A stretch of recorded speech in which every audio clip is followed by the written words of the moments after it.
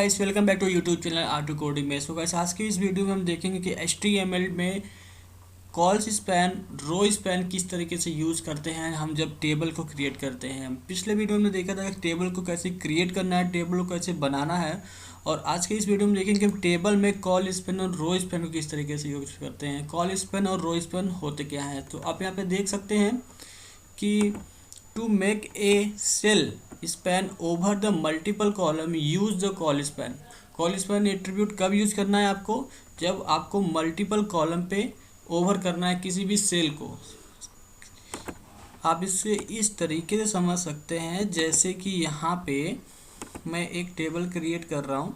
Create करने के बाद यहाँ पे मैं ये लिया एक कॉलम, ये लिया दूसरा कॉलम, ये लिया तीसरा, यहाँ पे 4 कॉलम बन चुका है। अब मैं यहाँ पे रो बना लेता हूँ। ये हो गया एक रो, ये हो गया दूसरा रो, ये हो गया तीसरा रो। ठीक है, सो ये आप समझ गए, ये हो गया पहला रो और ये हो गया दूसरा, ये हो गया तीसरा। ठीक है, सो अब ये कॉल स्पैन एट्रीब्यूट यूज़ कैसे करना है और किस लिए यूज़ करना है। सपोज डैट यहाँ कोई हेडिंग है, समझ लीजिए यहाँ पे मैं H1 हेडिंग ले रहा हूँ। ठीक, यहाँ पे H2 ले रहा हूँ, ठीक है, और यहाँ पे H3 का मैं यूज़ कर रहा हूँ, H3 हेडिंग ले रहा हूँ, और यहाँ पे H4 ले रहा हूँ। ठीक है, सो आप समझ लीजिए कि हेडिंग है। अगर आप चाहते हैं कि जो ये हेडिंग वन है, ये जो हेडिंग है, इस कॉलम का जो स्पेस है, ये हेडिंग वन जो हमारा है, इन दोनों को मतलब कुछ इस तरीके से आपका जो हेडिंग वन है, इस तरीके से हेडिंग वन कवर हो जाए और जो बीच की लाइन है वो वहाँ से रिमूव हो जाए। मतलब क्या है, सिंपली से अगर किस तरीके से आप चाहते हैं, suppose that let me erase. So यहाँ पे मैं इरेज कर रहा हूँ। ठीक है, इरेज करके आपको बता रहा हूँ किस तरीके से यूज़ करना। मैं यहाँ पे इरेज कर ले रहा हूँ। ठीक है, यहाँ पे इरेज कर लिया मैं। आपको क्या करना है, सपोज दैट आप चाहते हैं कि जो आपका H1 है, H1 कुछ इस तरीके से हो जाए आपका, इस तरीके से। मतलब ये 2 कॉलम का स्पेस लिया ना, ये जो आपका है ये 2 कॉलम का स्पेस लिया ना, इतना आपका 2 कॉलम का स्पेस लिया। अगर आप इस तरीके से कोई टेबल क्रिएट करना चाहते हैं तो आपको वहाँ पे कॉल स्पैन एट्रीब्यूट का यूज़ करना पड़ेगा। ठीक है, और इसी तरीके से जो रो स्पैन होता है, जैसे कि यहाँ पे लिखा है to make a cell span over the multiple rows. यहाँ पे क्या था, मल्टीपल कॉलम था, और यहाँ पे क्या, multiple rows. Use the rowspan attribute. Suppose that ये आपका जो रो है, रो ये वाला और रो ये वाला, आप चाहते हैं जो बीच का स्पेस दिख रहा है आपको, यहाँ पे तो कोई डेटा होगा, यहाँ पे कोई डेटा होगा, यहाँ पे कोई डेटा होगा, बट आप चाहते हैं कि जो ये डेटा है, ये डेटा जो आप का है, ये कुछ इस तरीके से इन दोनों रोज में एक्सपेंड हो जाए, कुछ इस तरीके से ये पूरा जगह ले ले। मतलब ये लाइन ये और ये रिमूव हो जाए और बाकी का जो कंटेंट है वो जैसे का तैसे रहे। अगर आप यहाँ पे 2 रोज को कवर करना चाहते हैं तो आपको वहाँ पे रो स्पैन का यूज करना पड़ता है। ठीक है, आई होप आपको समझ में आया होगा। अगर नहीं समझ में आया तो बिल्कुल भी आप टेंशन मत लीजिए, क्योंकि हम अभी प्रैक्टिकल आपको करके दिखाएंगे किस तरीके से कॉल स्पैन और रो स्पैन वर्क करता है। ठीक है, सो चलिए अब स्टार्ट करते हैं अपना प्रैक्टिकल। अपने विजुअल स्टूडियो कोड में आते हैं। तो हम आ गए अपने विजुअल स्टूडियो कोड में। यहाँ पे आपको क्या करना है, एक सिंपली से एक फ़ाइल मैं क्रिएट कर लेता हूँ। आप भी फाइल क्रिएट कर लीजिएगा। ठीक है, मैं यहाँ पे row and colspan .html नाम का फ़ाइल क्रिएट कर लिया, और इसके बाद मैं करूँगा शिफ्ट के साथ 1, देन उसके बाद इंटर, ताकि हमारा स्ट्रक्चर आ जाए। ठीक है, तो सबसे पहले यहाँ पे मैं एक हेडिंग बना लेता हूँ समझने के लिए कि आज हम क्या यहाँ पे सीख रहे हैं। So today we are learning row span and call span। Okay, so इसके बाद क्या करना है, हम एक टेबल बनाएंगे टेबल टैग से। आपको याद रहे कि जब भी आप कोई टेबल बनाएंगे तो आपको टेबल टैग का ही यूज़ करना पड़ेगा। उसके बाद हम एक TR यानी टेबल रो बनाते हैं। रो के अंदर हमें क्या करना है, हेडिंग बनानी है। हेडिंग बना लिया। हेडिंग बनाने के बाद हम यहाँ पे हेडिंग में कंटेंट डाल देते हैं, जैसे कि मैं डाल देता हूँ यहाँ पे जावा। ठीक है, मैं यहाँ पे दूसरा हेडिंग बना लेता हूँ। दूसरा हेडिंग यहाँ पे बना लिया पाइथन, मैं यहाँ पे पाइथन बना लिया। ठीक है, सो और एक मैं और हेडिंग बना लेता हूँ, जैसे कि यहाँ पे लिख देता हूँ मैं, सॉरी ये टेबल आ चुका है, यहाँ पे मुझे TH ही चाहिए बस। सो यहाँ पे मैं लिखूँगा PHP। ये हो गया हमारा 3 हेडिंग हो गए हमारे यहाँ पे, ये 3 हेडिंग हो चुका है। ठीक है, जावा पाइथन PHP, समझ के।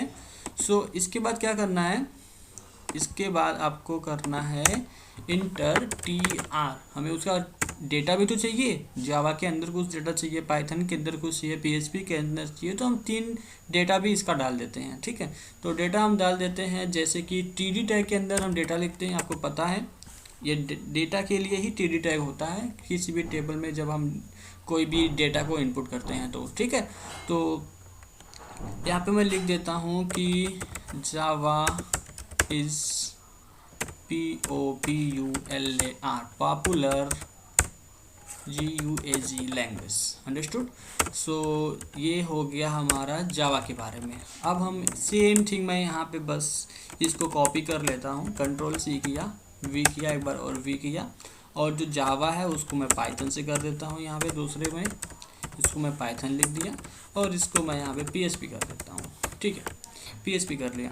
PHP करने के बाद मैं इसको कॉपी पाथ करता हूँ। कॉपी पाथ करने से पहले Ctrl+S कर लीजिए। अगर आपको ऑटो सेव किया है तो कोई बात नहीं, ऑटो सेव हो जाएगा। आपको क्या करना है, कॉपी पाथ करना है और अपने ब्राउज़र में आना है। ठीक है, ब्राउज़र में आने के बाद आपको यहाँ पे URL में आके पेस्ट कर देना है।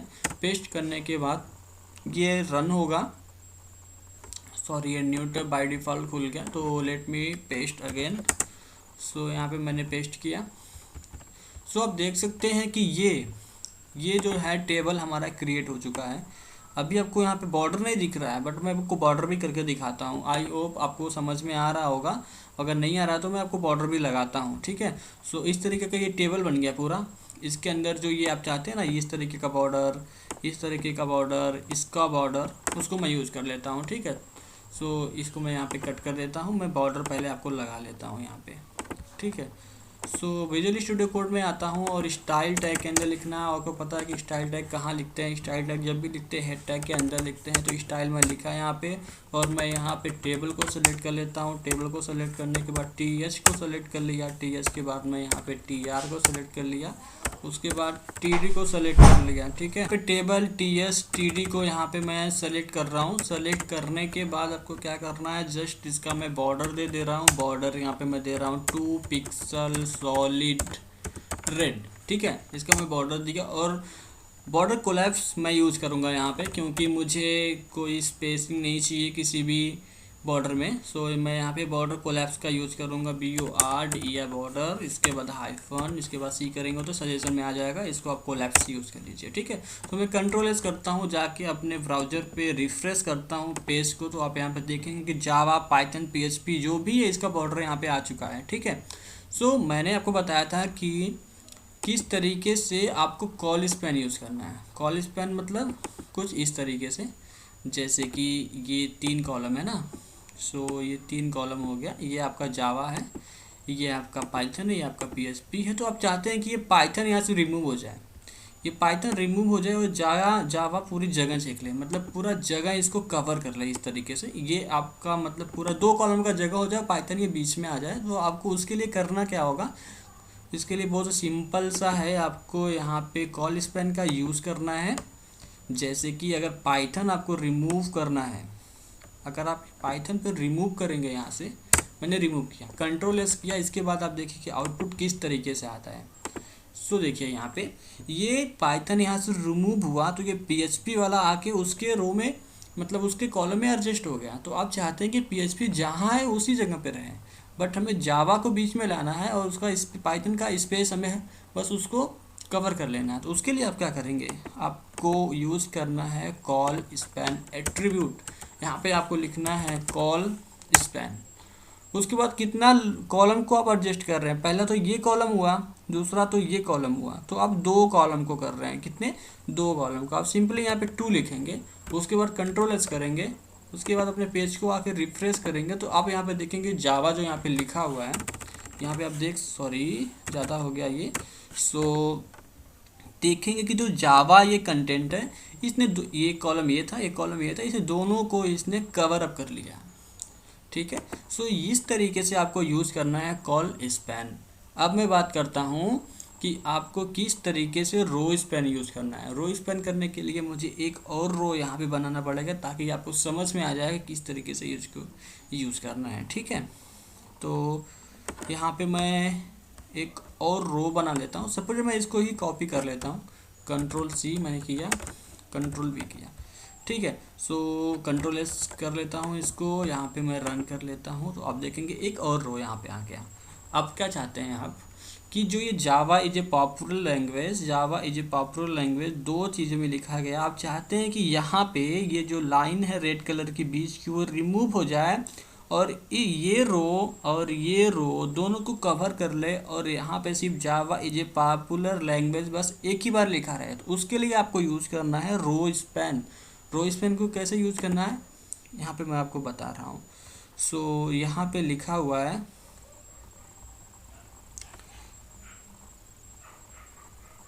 ये रहा आपका TD। सो आपको क्या करना है, इसको सिंपली आपको करना है रिमूव। यहाँ पे मैं क्या रिमूव करने के बाद यहाँ पे आपको यूज़ करना है रो स्पैन 2। तो ये आपका रो स्पैन 2 का कवर अप लेगा। उसके बाद में आगे पेज को रिफ्रेश किया तो आप यहाँ पे देखिए कि Java is a popular language जो है इसको कवर कर लिया दो रो को।